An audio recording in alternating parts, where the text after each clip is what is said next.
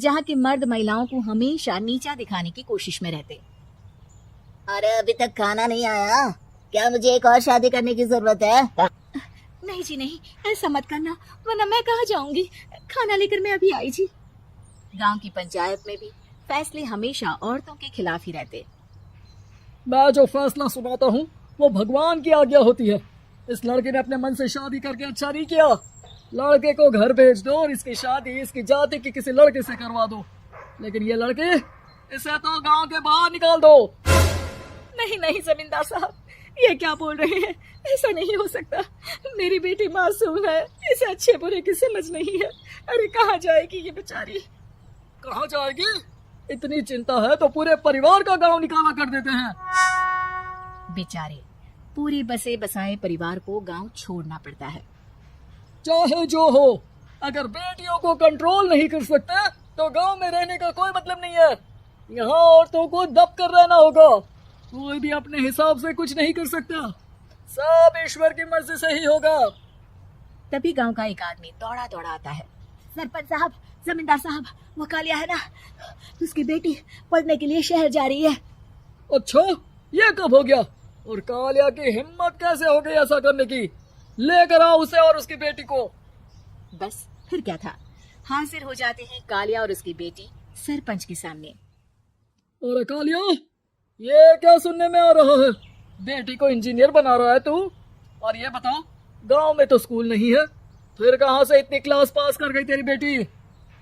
राधा, जो कि कालिया की बेटी है, उसे लगता है कि सरपंच उसकी तारीफ कर रहे हैं।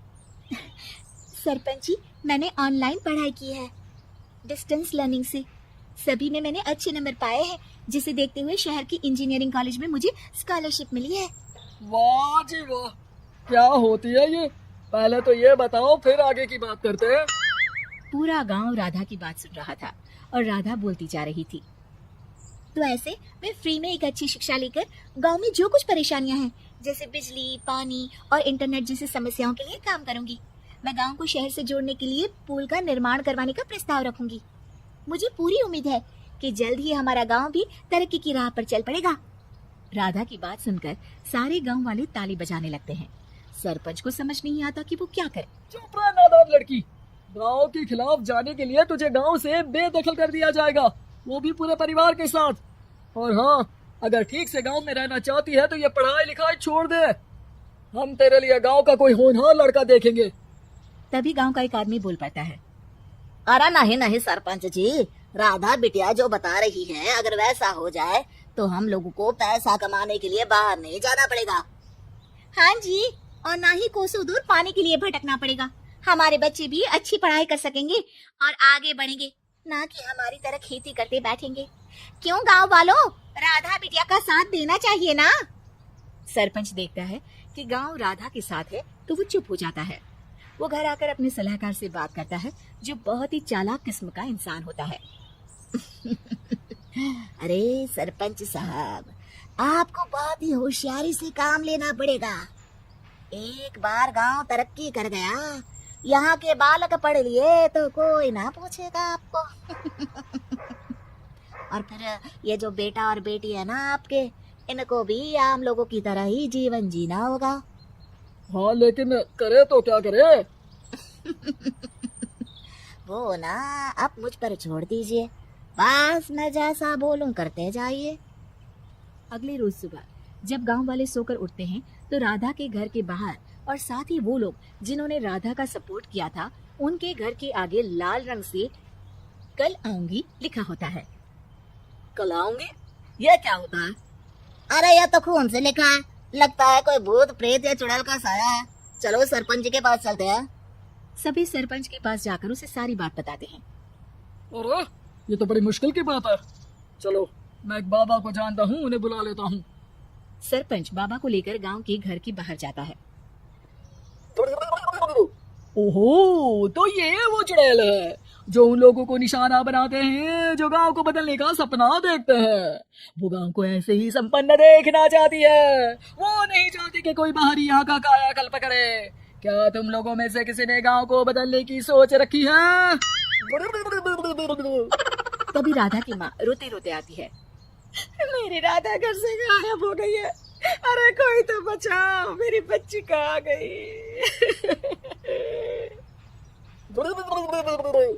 ले गई वो चुड़ैल, तेरी बच्ची को ले गई। अब वो उसे श्रापित करके छोड़ेगी, उस पर चुड़ैल का साया हो जाएगा।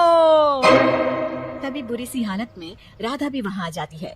उसके बाल चुड़ैल की तरह फैले होते हैं और कपड़ों में खून लगा होता है। सभी राधा को देखकर डर जाते हैं। माँ, पता नहीं मुझे कौन उठा कर ले गया था। अरे दूर दूर हो जा चुड़ैल, अब हम लोग इस गांव में नहीं रुकेंगे। अरे कैसे बातें कर रहे हैं आप? कल तो आप मेरे भरोसे गांव का हुलिया बदलने, अपने बच्चों को पढ़ाने और तरक्की उन्नति की बात कर रहे थे, तो आज क्या हो गया आपको? ये फिर तुम लोगों को बहकाएगी। ये चुड़ैल गांव में आ चुकी है, ऐसे ही ये तुम्हारे घर के बच्चों को भी ले जाएगी। गांव वाले राधा को गांव से बाहर निकाल देते हैं। उसके माँ बाप रोते रहते हैं, लेकिन गांव वाले नहीं मानते। मैं भी अपनी बहन के साथ गांव के बाहर रहूंगा, लेकिन वो पढ़ाई नहीं छोड़ेगी। वहीं सरपंच के घर पर सलाहकार कहता है, देखा, सांप भी मर गया और लाठी भी नहीं टूटी। लेकिन अगले ही दिन सरपंच के घर के बाहर भी वही शब्द लिखे होते हैं। और फिर सरपंच की बीवी कहती है, हमारी बेटी को किसी ने अगवा कर लिया है। तभी राधा का भाई वहां आ जाता है। अरे गांव वालों, मैंने सरपंच जी की बेटी को देखा था, वो चुड़ैल उसे उठाकर ले जा रही थी। अरे क्या मजाक कर रहे हो? नहीं नहीं सरपंच जी, आप नहीं जानते, वो चुड़ैल अब आपकी बेटी में आ जाएगी, जैसे राधा के अंदर आ गई थी। तभी सरपंच की बेटी वैसी ही हालत में वहां आती है जैसे राधा आई थी। पापा, पता नहीं कैसे मैं गायब हो गई थी। चुड़ैल, इसके अंदर भी चुड़ैल का साया है, मारो इसे। अरे नहीं नहीं, इसे भी राधा के पास गांव के बाहर ही भेज दो। अरे चुप रहो, मेरी बेटी कहीं नहीं जाएगी और चुड़ैल वुड़ैल कुछ नहीं होता है। अरे कैसे बात कर रहे हो सरपंच जी? आप तो बोल रहे थे कि आपका फैसला भगवान का ज्ञान होता है, तो अपने पर बात आई तो अब आप ऐसे बोल रहे हैं। अरे ना ना ना, आपको अपनी बेटी को त्यागना ही होगा। अरे बुलाओ बाबा को। राधा का भाई बाबा को ले आता है, जिसे अब गांव वालों के डर के कारण सच बोलना पड़ता है। मैं कोई बाबा नहीं हूँ, मैं तो मोची था। ये सलाहकार महोदय ने मुझे कहा था एक्टिंग करने को, वो मुझे पैसे देने वाले हैं। अब मुझे माफ कर दो। गलती हो गई, मुझे माफ कर दो। तभी वहां राधा आ जाती है।